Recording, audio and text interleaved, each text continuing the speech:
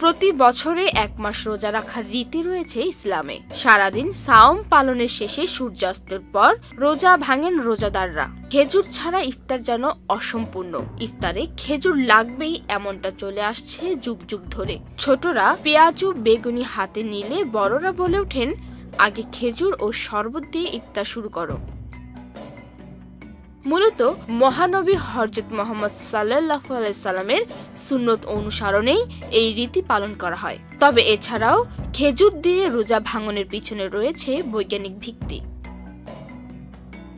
পুষ্টিবিদরা বলেন, আমাদের শরীরে প্রয়োজনীয় সমস্ত পুষ্টি যোগান দেয় খেজুর। এই ফলটি খুব সহজেই হজম হয় আর এতে থাকে প্রচুর পরিমাণে কার্বোহাইড্রেট। সারাদিন না খেয়ে থাকার পরে শরীরের প্রয়োজনীয় কার্বোহাইড্রেট দ্রুত পূরণ করতে সাহায্য করে এই ফল।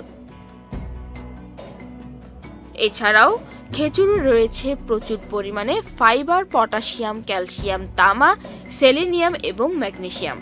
এইসব রাসায়নিক স্বাস্থ্যের জন্য বেশ উপকারী। পুষ্টিবিদরা আরো বলেন, খেজুরে প্রচুর পরিমাণে শর্করা থাকে, যেমন গ্লুকোজ ফ্রুক্টোজ রয়েছে। এতে সুগারের পরিমাণ এতটাই বেশি যে এক কামড়ে অনেক এনার্জি পাওয়া যায়।